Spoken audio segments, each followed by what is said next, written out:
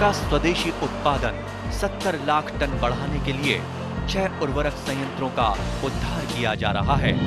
FCIL के गोरखपुर, सिंदरी, तलचर और रामागुंडम संयंत्र, HFCL की बरौनी इकाई और BVFCL की नामरू फोर्थ।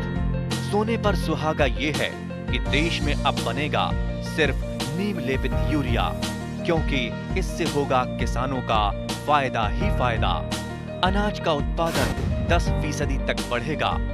बढ़ेगी 10 से 15% नाइट्रोजन क्षमता।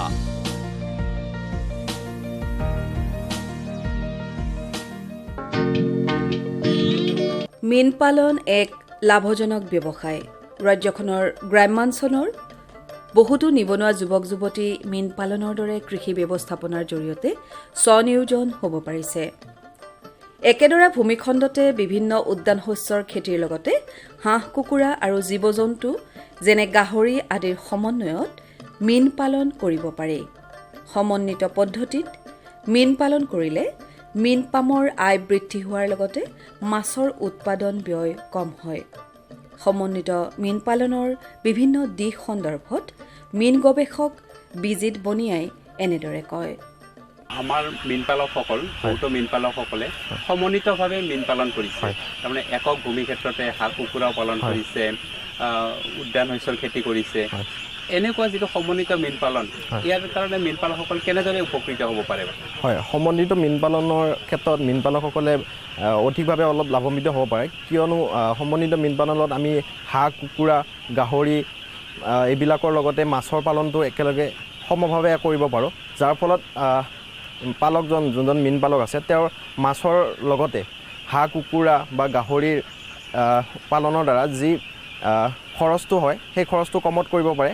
মাছৰ যিটো দানাৰ ক্ষেত্ৰত আমাৰ যিটো অধিক হিচাপে পইচা আমাৰ খৰচ হয়, যিহেতু হাঁহ কুকুৰা বা গাহৰি যি মলমূত্ৰ তাৰ পৰা মাছে কিছু পৰিমাণে খাদ্য ল'ব পাৰে, ফচফৰাছ ল'ব পাৰে, যাৰ বাবে খাদ্য পৰিমাণ কমি যায় আৰু বজাৰত কম মূল্যতে সেই মাছটো বিক্ৰী কৰিব পাৰে, যিহেতু এতিয়া মাছৰ দাম অলপ কমিছে।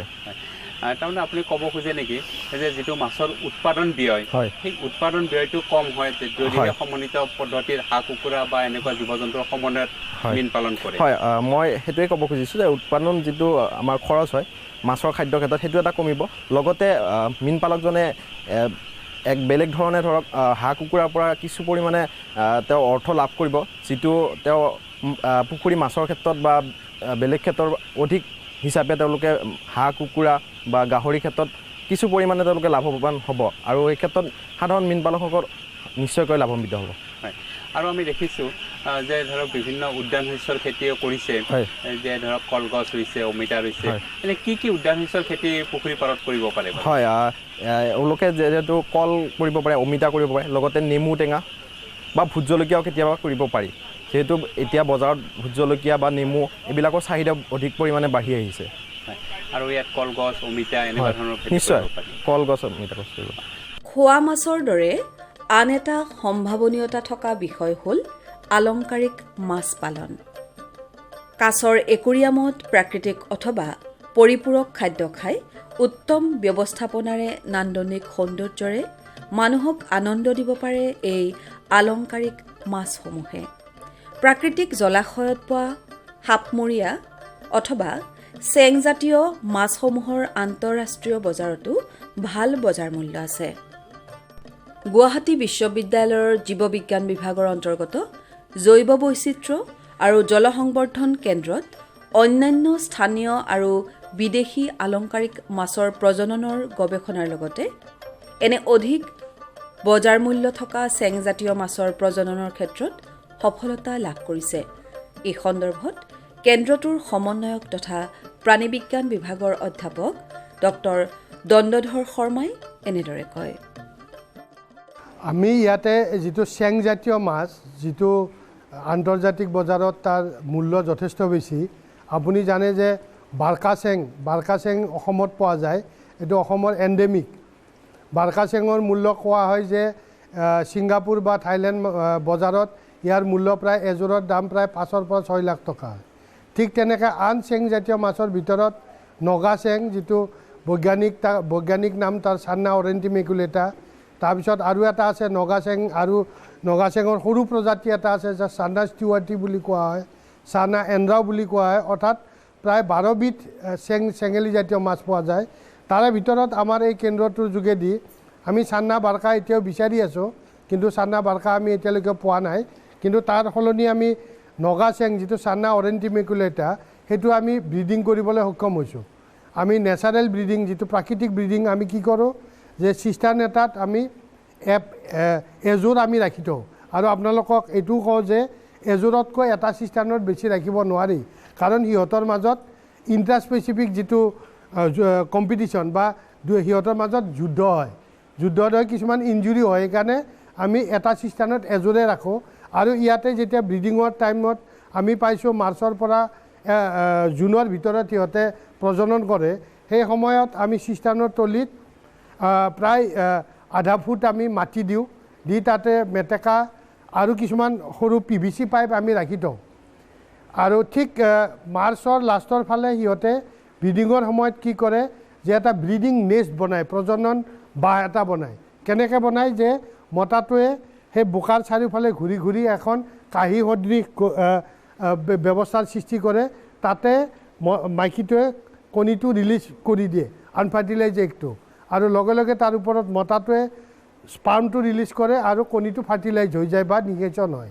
নিগেশ্যন হোৱাৰ লগে লগে মতাটোৱে গোটেই কণীখিনিক মুখত লৈ থাকে। এই গোটেই সময়ছোৱাত আমি লক্ষ্য ৰাখোঁ যাতে আমি সেই চিষ্টাৰ্ণটোত মাছখিনিক কোনো ধৰণৰ আমি অসুবিধাৰ সৃষ্টি যাতে নহয়, তাৰে আমি লক্ষ্য ৰাখোঁ। কাৰণ আপোনালোকে জানে যে মাছখিনি খুব বেছি এগ্ৰেছিভ, খঙাল হয়। যদি আমি কিবা ডিষ্টাৰ্ব কৰোঁ তেতিয়াহ'লে মতাটোৱে গোটেই কণীখিনি খাই পেলাব। সেইকাৰণে আমি খুব সাৱধানে লক্ষ্য কৰি থাকোঁ। আৰু ঠিক 25 বা 26 দিনৰ পিছত এইটো টেম্পাৰেচাৰ ডিপেণ্ডেণ্ট হয়, উষ্ণতাৰ ওপৰত নিৰ্ভৰশীল। উষ্ণতাৰ তাৰতম্যৰ ওপৰত ভিত্তি কৰি 25 বা 26 দিনৰ ভিতৰত মতাটোৱে লাহেকৈ মুখৰ পৰা কণীখিনি পোৱালিখিনি উলিয়াই দিয়ে। পোৱালিখিনি উলিয়াই দিয়াৰ পিছত আমি খুব সাৱধানে আধা পোৱালি আমি বেলেগ এটা চিষ্টাৰ্ণলৈ ট্ৰেন্সফাৰ কৰোঁ।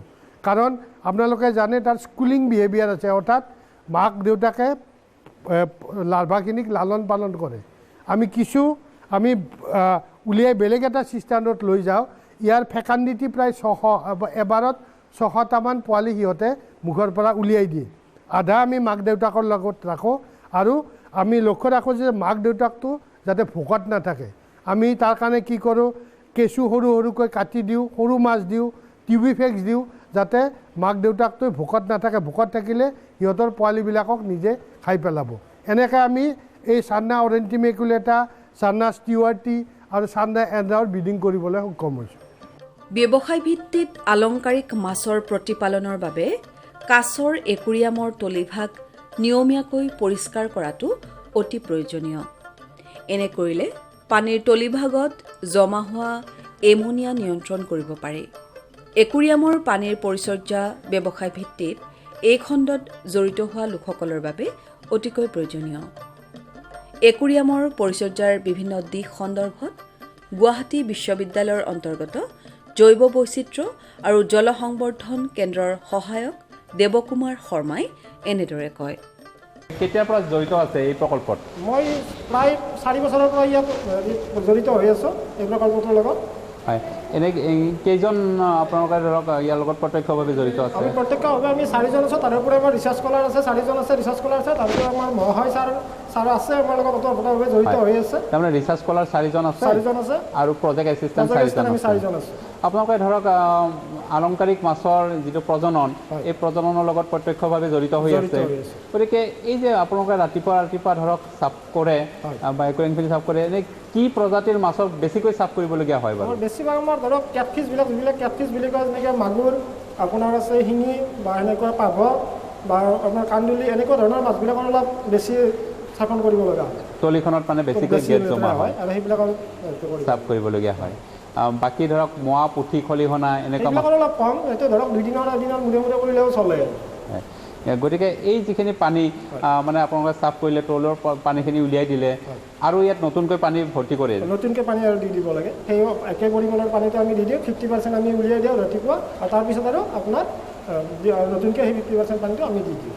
হয়, গতিকে আপোনালোকে ধৰক এই 4 বছৰ জড়িত হৈ আছে এই প্ৰকল্পত এতিয়া আপোনালোকৰ অভিজ্ঞতা কেনেকুৱা বাৰু প্ৰজননৰ ক্ষেত্ৰত প্ৰজননৰ ক্ষেত্ৰত আমি ইতিমধ্যে ধৰক আমাৰ ছাৰে কোৱা মতে আমি 16 বিধৰ ইতিমধ্যে আমি প্ৰজনন কৰিছোঁ আৰু আমি প্ৰতি বছৰে আমি হয়তো 4-5টা নতুন নতুন প্ৰজাতিৰ আমি চেষ্টা কৰি আছোঁ বা আমি ফলপ্ৰসূ হৈছোঁ হয় গতিকে যদি আমাৰ ধৰক অৰ্নামেণ্টেল মাছৰ লগত জড়িত যদি যিবিলাক এণ্টাৰপ্ৰিনাৰ্ছ থাকে সেই এণ্টাৰপ্ৰিনাৰ্ছখিনি যদি আগবাঢ়ি আহে তেনেহ'লে নিশ্চয়কৈ তেওঁলোকে ধৰক এই ক্ষেত্ৰত ব্ৰতী হৈ তেওঁলোকে আগবাঢ়িব পাৰে আপোনালোকৰ অভিমত কি বাৰু নিশ্চয় পাৰে আৰু আমিও যিখিনিৰ পৰা আমি যিখিনি জানো বা আমি যিখিনি শিকিছোঁ আমিও তেওঁলোকক পৰামৰ্শ দিবলৈ চেষ্টা কৰিম কোনোবা যদি আগুৱাই আহে আমাৰ পৰা জানিব বিচাৰে তেওঁলোকক আমি নিশ্চয় আমি সহায় কৰিম ব্যৱসায় ভিত্তিত একুৰিয়াম আৰু আলংকাৰিক মাছ প্ৰতিপালনৰ বাবে পানীৰ অন্যান্য গুণক নিয়মিত পৰিসৰত ৰখাটো অতি প্ৰয়োজনীয় পানীৰ গুণাগুণ আৰু ইয়াৰ অনুকূল পৰিসৰ সন্দৰ্ভত গুৱাহাটী বিশ্ববিদ্যালয়ৰ প্ৰাণী বিজ্ঞান বিভাগৰ গৱেষক প্ৰিয়ম নাথে তেওঁৰ অভিব্যক্তি প্ৰকাশ কৰি এনেদৰে কয় মই যোনটো এই হাতত লৈ আছোঁ এইটো আপোনাৰ YSI ইনষ্ট্ৰুমেণ্ট বুলি কয় এইটো আপোনাৰ জেনেৰেলি যোনটো আপোনাৰ পানী যোনটো আমাৰ পুখুৰী পানী হওক বা একুৱাৰিয়াম পানী হওক সেইটোৰ আপোনাৰ যোনখিনি ৱাটাৰ পেৰামিটাৰ্ছ থাকে তেওঁ সেইখিনি গোটেই ৱাটাৰ পেৰামিটাৰ্ছখিনি ডিজিটেলি ৰেকৰ্ড কৰিব পাৰোঁ আমি ইনষ্ট্ৰুমেণ্টটো চ' এইটো আপোনাৰ যোনটো হয় এইটো পানীত যাব এইটো হেডটো আপোনাৰ পানীত ইমানখিনি ডুব যাব চ' এইখিনি ডুব গৈ পেলাই আপুনি জেনেৰেলি 2 to 3 মিনিটছ ৱেইট কৰিব লাগিব জানে এই যোনটো ৱাটাৰ পেৰামিটাৰ্ছখিনি এইখিনি ষ্টেবল হ'বলৈ আপুনি ৱেইট কৰিব লাগিব অলপ চ' এইখিনি প্লাছ আপোনাৰ গোটেই যেনেকৈ আপোনাৰ টেম্পাৰেচাৰ pH আপোনাৰ TDS উষ্ণতা গোটেইখিনি আপোনাৰ ইয়াতে ডাইৰেক্টলি ৰেকৰ্ড হৈ যায় এই পানীৰ গুণাগুণটো কিহৰ কাৰণে প্ৰয়োজন হয় সাধাৰণতে আপোনাৰ জেনেৰেলি পুখুৰীৰ পানী যোনটো আপোনাৰ এলগি হ'লে pHটো কেতিয়াবা বাঢ়ি যায় সেইটো কাৰণে আপোনাৰ জেনেৰেলি মাছ মৰ্টেলিটি হয় ফিছ মাছ মৰ্টেলিটি দেখা যায় চ' সেইখিনি আপোনাৰ ৰেকৰ্ড কৰিবলৈ বা ফাৰ্মাৰ্ছৰ বেছি সুবিধা হ'ব এইটো ইনষ্ট্ৰুমেণ্টেদি আপোনাৰ pH ৰেকৰ্ড কৰিব পৰা যায় টেম্পাৰেচাৰ ৰেকৰ্ড কৰা টেম্পাৰেচাৰ আপ ডাউন হ'লে কেতিয়াবা মাছৰ ফ্লাকচুৱেশ্যন হয় দেখুৱায় আৰু dissolved oxygen generally dissolved oxygen কম বেছি পৰিমাণ কম হ'লেও আপোনাৰ মাছ মৰ্টেলিটি ফিছৰ ওপৰতে মাছ মৰ্টেলিটি দেখা যায় চ' সেইটো আপোনাৰ ৰেকৰ্ড কৰি পেলাই যেতিয়া ডিজলভ অক্সিজেনটো কম দেখা যায় আমি তেতিয়া ডিজলভ অক্সিজেন টেবলেট আমাৰ তাত আছে চ' সেইটো আপোনাৰ অক্সিজেন টেবলেট মাৰাৰ পিছতে আপোনাৰ মাছবিলাক আকৌ আগৰ ক্ৰমাংকনলৈ ঘূৰি আহে হয় আমাৰ যিটো সাধাৰণতে এমোনিয়াৰ প্ৰব্লেম হয় গতিকে এমোনিয়াটো ইয়াত ডিটাৰমাইন কৰিব পাৰি এমোনিয়াটো ইয়াতে ডিটাৰমাইন কৰিব পাৰি এমোনিয়াটো ডিটাৰমাইন কৰি পেলাই আমি কেতিয়াবা পানীটো আকৌ কৰোঁ ৱাছ আউট কৰি পেলাই আকৌ নতুন পানীটো গুচাই দি আকৌ নতুন পানী ভৰাবলগীয়া হয় গতিকে ধৰক আমাৰ মীন পালকসকলে আজিকালি ধৰক একক ক্ষেত্ৰতে তেওঁলোকে বহুত প্ৰজাতিৰ মাছ মেলে বা বহুত বেছি পৰিমাণৰ পোনা মেলে তাত হয়তো এমোনিয়াৰ কেতিয়াবা আপ ডাউন হ'ব পাৰে সেইটো গতিকে এনেকুৱা ধৰণৰ ইনষ্ট্ৰুমেণ্ট থাকিলে তেওঁলোকে এমোনিয়াটো ডিটাৰমাইন কৰি ল'ব পাৰিব আৰু তাৰ কাৰণে আগতীয়াকৈ ব্যৱস্থা ল'ব পাৰিব আমি সচৰাচৰ দেখি থকা মাছবোৰ অইন দেশৰ মানুহে দেখি ভাল পায় আৰু আমাৰ স্থানীয় মাছবোৰৰ চাহিদা বিদেশত বিদ্যমান সেইদৰে বিদেশী আলংকাৰিক মাছসমূহৰ স্থানীয় বজাৰ চাহিদা আছে বিদেশী আলংকাৰিক মাছ যেনে গোল্ডফিছ মল্লী গাপ্পি আদি মাছৰ প্ৰজনন সন্দৰ্ভত বিশ্ববিদ্যালয়খনৰ জলসংবৰ্ধন কেন্দ্ৰৰ প্ৰজেক্ট সহায়ক জনেশ্বৰ দাসে এনেদৰে কয় আমি দেখিছোঁ যে স্থানীয়ভাৱে আলংকাৰিক মাছৰ উপৰিও বিদেশী যিখিনি আলংকাৰিক মাছ আছে যেনেকৈ গোল্ডফিছ এই গোল্ডফিছ প্ৰজননৰ ক্ষেত্ৰত আপুনি লাগি আছে এই গোল্ডফিছ প্ৰজননৰ ক্ষেত্ৰত কেনেকুৱা ধৰণৰ ব্যৱস্থা আপুনি কৰে বাৰু মানে যেতিয়া মানে ইনজেকশ্যন মাৰাৰ আগতে মতা মাইকীটো চিলেক্ট কৰিব লাগে মতাটো আৰু মাইকীটো চিলেক্ট কৰিব লাগে মতা মাইকীটো চিলেক্ট কৰাৰ আগতে মানে ৰেডি আছে নে নাই সেই বস্তুটো সদায় চাব লাগে এই বস্তুটো তাৰমানে ধৰক মাইকীজনৰ কণী হৈছে নে নাই মাইকীজনীৰ কণী হৈছে নে নাই মতাটো ৰেডি আছে নে নাই হৈছে নে নাই সেইটো ৰেডি হৈছে নে নাই সেই বস্তুখিনি পুৰা বঢ়িয়াকৈ চাব লাগে তাৰপিছতে ইনজেকশ্যনটো মাৰিব লাগে তাৰপিছত যেতিয়া কণীখিনি হ'ব সেইখিনি মানে এই জাবাৰটো আছে নহয় ইনজেকশ্যন মাৰাৰ আগতে এই বস্তুটো দিব লাগে কণীটো আঠাযুক্ত হয় এইটো কণীটো ইয়াত লাগি ধৰে ইয়াতে লাগি থাকিব এইখিনি যিখিনিত লাগি থাকিব এইখিনি 100%ৰ ভিতৰত 95%ৰ কণী ভাল আহিছে তাৰমানে 100ৰ ভিতৰত পুৰা 95% ভাল কণী আহে আৰু যিটো ফাৰ্টিলাইজ কণী বুলি কয় নিষিক্ত কণী সেই নিষিক্ত কণীখিনি তাৰপিছত তাৰ পৰা পোৱালি হয় হ'ব এই যিটো পোনা যিটো স্পন হ'ব সেইখিনিৰ কাৰণে কি ব্যৱস্থা লয় আৰু সেইখিনি আমি একুৰিয়ামত ৰাখোঁ একুৰিয়ামত আপুনি দেখিব যে মাইক্ৰ'ৱান আছে আৰু এই পেৰামিচাম আছে সেই বস্তুটো আমি পোৱালি যেতিয়া মানে চুইমিং কৰিব পাৰে সেই বস্তুটো আমি খোৱা হয় গতিকে আৰু তাৰ খাদ্যৰ কাৰণে যিখিনি পোনা হ'ব তাৰ খাদ্যৰ কাৰণে কি ব্যৱস্থা প্ৰথম অৱস্থাত আমি হেৰি দিওঁ পেৰামিচাম দিওঁ তাৰ নেক্সট অৱস্থাত হেৰি দিছিলোঁ মাইক্ৰ' 1 দিছিলোঁ সেইটো মাছৰ ফিড হয় কেইদিনমান এনেকৈ খুৱাই এদিন মাছটো অলপ যেতিয়া ডাঙৰ হ'ব তেতিয়া মাছটো আমি দেখিলে গম পাম নহয় এসপ্তাহমান মাইক্ৰ' 1 আৰু হেৰিটো খুৱাব লাগে পেৰামিচামটো খুৱাব লাগে তাৰপিছত যিটো টিভি ফেক্স আছে টিভি ফেক্সটো তেতিয়া খুৱাব লাগে এসপ্তাহ পাছত টিভি ফিক্সটো বা ব্লাডৰমটো আপোনালোকে খুৱাই খুৱাই আছোঁ গুৱাহাটী বিশ্ববিদ্যালয়ৰ প্ৰাণী বিজ্ঞান বিভাগৰ অন্তৰ্গত জৈৱ বৈচিত্ৰ্য আৰু জলসংবৰ্ধন কেন্দ্ৰত ইতিমধ্যে কম পৰিসৰত বিদেশী আলংকাৰিক মাছৰ প্ৰজনন কৌশল সৰলীকৃত কৰা হৈছে যিহেতু এইবোৰ মাছ কম পৰিসৰত আৰু একেখিনি পানী বাৰে বাৰে ব্যৱহাৰ কৰাৰ সুবিধা থাকে নগৰাঞ্চলৰ মহিলাসকলেও এই সৰল প্ৰযুক্তিৰে কম পৰিসৰত এনে মাছ উৎপাদন কৰিব পাৰে কম পৰিসৰত সৰলীকৃত আলংকাৰিক মাছৰ প্ৰজনন কেন্দ্ৰৰ বিভিন্ন দিশ সন্দৰ্ভত কেন্দ্ৰটোৰ প্ৰজেক্ট সহায়ক বৰিছ চিৰাই এনেদৰে কয় আপুনি ধৰক এই স্থানীয় মাছ উৎপাদনৰ লগত জড়িত আছে আলংকাৰিক মাছৰ লগত কিমান বছৰ আপোনাৰ ধৰক জড়িত আছে মোৰ 7 বছৰ হৈছে 7 বছৰ হৈছে এনে কি মাছ আপুনি ধৰক প্ৰজননৰ কাৰণে ব্যৱহাৰ কৰে হয় মই গল্ড ফিছ কৰোঁ আপোনাৰ জেব্ৰা ৰিনিউ কৰোঁ জেব্ৰা ফিছটো আপোনালোকে মই দেখাই দিম জেব্ৰা ফিছ কেনে কৰে এইটো মাছটো প্ৰথম আপুনি এইটো নেটটোৰ ওপৰত ল'ব লাগিব মানে লৈ পেলাই আপুনি মেল ফিমেল চিলেক্ট কৰি পেলাই ইয়াতে থৈ দিব লাগিব তাৰপিছত নেক্সট দিনা মানে 24 আৱাৰৰ পিছত ইয়াতে খুনি দিব খুনি দিয়াৰ পিছত আমি এই নেটখন ছেপাৰেট কৰি দিম আৰু যোনটো মায়া বাপেক আছে নহয় মায়া বাপেকখন আমি বেলেগত থৈ দিম তাৰপিছত আমি এখন 2 দিন বা 1 দিন পিছত মানে বেলেগ খাদ্য খুৱাই দিব লাগিব খাদ্য বেলেগ খাদ্য প্ৰয়োজন হয় তাৰমানে যিখিনি পোৱালি হ'ব তাৰ কাৰণে খাদ্য পেৰামিচিম খুৱাই দিব লাগিব প্ৰথম ষ্টাৰ্টিঙত তাৰপিছত আমি মাইক্ৰ'ৱাৰ্ম খুৱাই দিব লাগিব তাৰপিছতহে আমি পেৰামিচিমটো আপোনালোকে ইয়াতে উৎপাদন কৰে ইয়াতে কৰোঁ কিহেৰে কৰে সেইটো গাখীৰ দি কৰে গাখীৰ আৰু পানী দি আৰু তাৰ পিছৰ ডাঙৰখিনিয়ে আমাৰ হেৰি আছে কেঁচু বা টিভি ফেক্স এইবিলাক খুৱাই পেলাই আমি ডাঙৰ কৰি দিব পাৰিম আৰু এটা আপোনাক দেখাই দিম এইটো 1 মাহ হৈছে এইটো 1 মাহ হৈছে এনে বছৰত প্ৰতিটো সময়তে কৰিব পাৰে এইটো খালে খাদ্যটো আপুনি ভালকৈ খুৱাই দিব লাগিব তাৰপিছত আপুনি সদায় কৰি দেখুৱাব পাৰিম মানে 2 দিন বা 3 দিন মূৰতে এইটো কৰি দেখুৱাব পাৰিম সেইটো কৰিব পাৰে তাৰমানে বছৰেকত ধৰকচোন প্ৰতিটো গৰম দিনতো কৰিব পাৰিম আপুনি ঠাণ্ডা দিনতো কৰিব পাৰিম হয় গতিকে উষ্ণতা বুলি কোনো কথা নাই আৰু হয় এনে কোনকেইটা মাছ কৰিবৰ কাৰণে সাধাৰণতে সহজ বা আমাৰ এণ্টাৰপ্ৰিনাৰখিনি কৰিব পাৰে বাৰু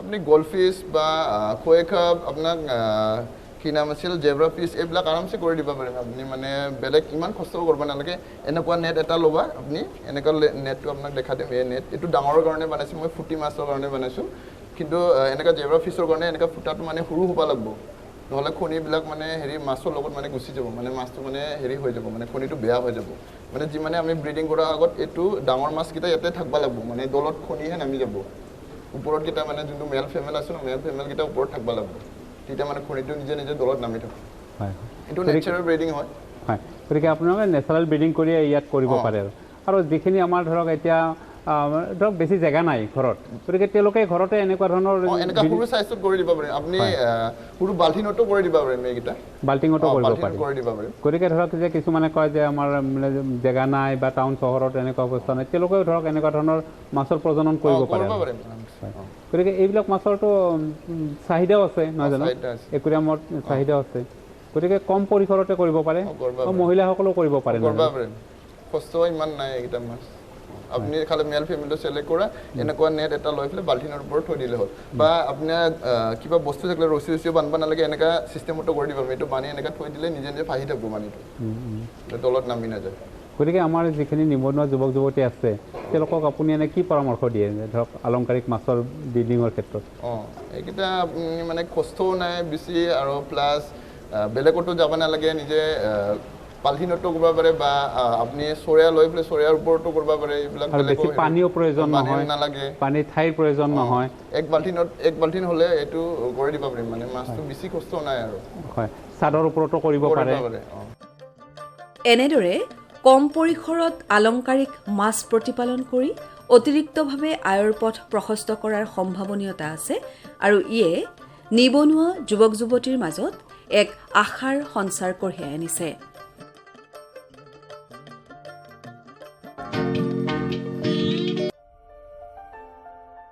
ভাৰত চৰকাৰৰ প্ৰতিটো প্ৰয়াস কৃষকৰ প্ৰগতিত দি আছে এটা নতুন বিশ্বাস।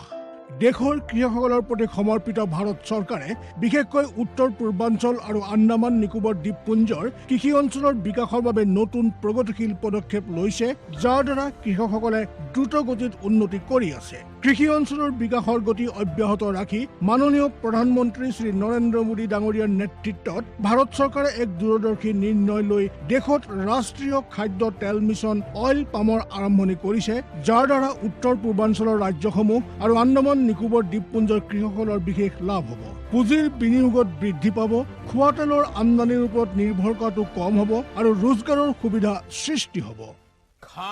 খোৱা তেলত আত্মনিৰ্ভৰশীলতাৰ বাবে এতিয়া ৰাষ্ট্ৰীয় খাদ্য তেল মিছন অইল পামৰ সংকল্প লোৱা হৈছে। নৰ্থ ইষ্ট আৰু আন্দামান নিকোবৰ দ্বীপপুঞ্জ এনেকুৱা অঞ্চল য'ত সহজে পামৰ খেতি কৰিব পৰা যায়। পাম অইলৰ উৎপাদন হ'ব পাৰে। এই মিছনৰ অধীনত অইল পামৰ অঞ্চল আৰু উৎপাদন বঢ়োৱাত জোৰ দিয়াৰ বাবে চৰকাৰে 11,000 কোটি টকাৰো অধিক সাহায্য ৰাখি নিৰ্ধাৰিত কৰিছে। মিছনৰ অধীনত চৰকাৰে অইল পামৰ খেতিৰ বাবে ৰোপণ আদিৰ সহায়ত বৃদ্ধি ঘটাই পূৰ্বতে পাবলগীয়া প্ৰতি হেক্টৰত 12,000 টকাৰ পৰা বঢ়াই প্ৰতি হেক্টৰত 29,000 টকা কৰি দিছে। পুলি ৰোপণ সামগ্ৰীৰ অভাৱ দূৰ কৰাৰ বাবে বীজৰ উৎপাদন কৰাৰ বাবে বাগিচাকো সাহায্য প্ৰদান কৰা হ'ব, যাৰ অধীনত প্ৰতি হেক্টৰ ক্ষেত্ৰফলৰ অইল পামৰ উদ্যানৰ বাবে 1 কোটি আৰু নাৰ্চাৰী বিকাশৰ বাবে 50 লাখ টকাৰ ব্যৱস্থা আছে। 30 বছৰীয়া পুৰণা বাগিচাৰ পুনৰুদ্ধাৰৰ বাবে প্ৰতি পুলিত 250 টকাৰ এককালীন অনুদান দিয়া হ'ব। উত্তৰ পূৰ্বাঞ্চল আৰু আন্দামানৰ বিশেষ সাহায্যৰ অধীনত তাৰ অঞ্চলৰ গাঁথনি, জলবায়ু আৰু অন্য পৰিস্থিতি অনুসৰি বিভিন্ন দিশত যেনে হাফ মুন টেৰেছত প্ৰতি হেক্টৰত 4,000 টকা, জেওৰা, বায়'ফেন্সিং তথা লেণ্ড ক্লিয়াৰেন্সৰ বাবে প্ৰতি হেক্টৰত 7,000 টকা আৰু একত্ৰিত খেতিৰ বাবে প্ৰতি হেক্টৰত 10,000 টকাৰ ব্যৱস্থা আছে। প্ৰাৰম্ভিক 4 বছৰৰ সময়ত ৰক্ষণাবেক্ষণ আৰু অন্তৰ্ফচলৰ বাবে প্ৰতি হেক্টৰত 50,000 টকাৰ ব্যৱস্থা আছে। কৃষকৰ বাবে ৰোজগাৰৰ সুবিধা সৃষ্টি কৰা আৰু উদ্যোগসমূহক উদগনি জনোৱাৰ বাবে 5 মেট্ৰিক টন প্ৰতি ঘণ্টা ক্ষমতাযুক্ত নতুন পাম অইল মিছনৰ প্ৰতি গোটৰ বাবে 5 কোটি টকালৈকে অনুদানৰ ব্যৱস্থা আছে আৰু ক্ষমতাত বৃদ্ধি পালে অতিৰিক্ত ধনৰাশিৰো বিকল্প আছে। আমাৰ দৰে কৃষকৰ অইল পাম মিছনৰ পৰা বহুত আশা আছে। আমাৰ লাগিছে এই যোজনা আমাৰ বাবে লাভজনক হ'ব আৰু ইয়াৰ দ্বাৰা আমাৰ উপাৰ্জনো বাঢ়িব। অইল পামৰ কৃষকসকলে সতেজ ফলৰ থোক অৰ্থাৎ FFB উৎপাদন কৰে, যাৰ বৰ্তমান মূল্য আন্তঃৰাষ্ট্ৰীয় মূল্যত হোৱা উঠানামাৰ আধাৰত নিৰ্ণয় লোৱা হয়। প্ৰথমবাৰ কেন্দ্ৰীয় চৰকাৰে সতেজ ফলৰ থোকৰ মূল্যৰ বাবে কৃষকসকলক আশ্বাস দিছে। ইয়াক প্ৰকৃত মূল্য বা BP বুলি ক'ব পাৰি, অৰ্থাৎ কৃষকসকলৰ কোনো লোকচান হ'বলৈ দিয়া নহ'ব। এই ব্যৱস্থাৰ দ্বাৰা কৃষকসকলৰ বজাৰৰ মূল্য উঠানামাৰ পৰা সংৰক্ষণ প্ৰাপ্ত হ'ব। প্ৰকৃত মূল্য BP নিৰ্ধাৰণ কৰাৰ আৰম্ভণি 1 নৱেম্বৰৰ পৰা হ'ব আৰু অহা বৰ্ষৰ 31 অক্টোবৰলৈকে অব্যাহত থাকিব। ইয়াক অইল পাম বৰ্ষ বুলি কোৱা হ'ব। ইয়াৰ দ্বাৰা উত্তৰ পূৰ্বাঞ্চলৰ ৰাজ্যসমূহ আৰু আন্দামান নিকোবৰ দ্বীপপুঞ্জত খেতি বৰ ভাল হ'ব আৰু কৃষকসকলে আনন্দৰ হাঁহি মৰাৰ এটা নতুন কাৰণ পাব। किसान भाइयों गांठ बांध लो, गांठ बांध लो, बहुत बहुत है काम की, समृद्धि के पैगाम की। मिट्टी के मिजाज को समझो, मिट्टी के हर राज को समझो, मिट्टी की तुम जांच कराओ, मुफ्त सॉइल हेल्थ कार्ड ले जाओ। कभी मुनासिब बीज लगाओ, सही किस्म की खाद ले आओ, जितनी जरूरी उतनी डालो, सही मात्रा खुद पहचानो, इसको अपना मंत्र बना लो, मिट्टी की सेहत तो जानो। बात बहुत है काम की, कम लागत अधिक वरदान की, किसान भाइयों गांठ बांध लो। आज ही मिट्टी की जांच कराएं, राज्य सरकार के कृषि अधिकारी से संपर्क करें और मुफ्त में सॉइल हेल्थ कार्ड पाएं। कृषि और किसान कल्याण मंत्रालय द्वारा किसान हित में কৃষকসকলৰ বিভিন্ন সমস্যাৰ সমাধানৰ লগতে শেহতীয়া প্ৰযুক্তি আৰু প্ৰয়োজনীয় আনুষংগিক দিশৰ বিষয়ে জানিবৰ বাবে চাবলৈ নাপাহৰিব কৃষি দৰ্শন। প্ৰচাৰিত হয় প্ৰতি সোমবাৰৰ পৰা শুকুৰবাৰলৈ সন্ধিয়া 5:30 বজাৰ পৰা 6 বজালৈ।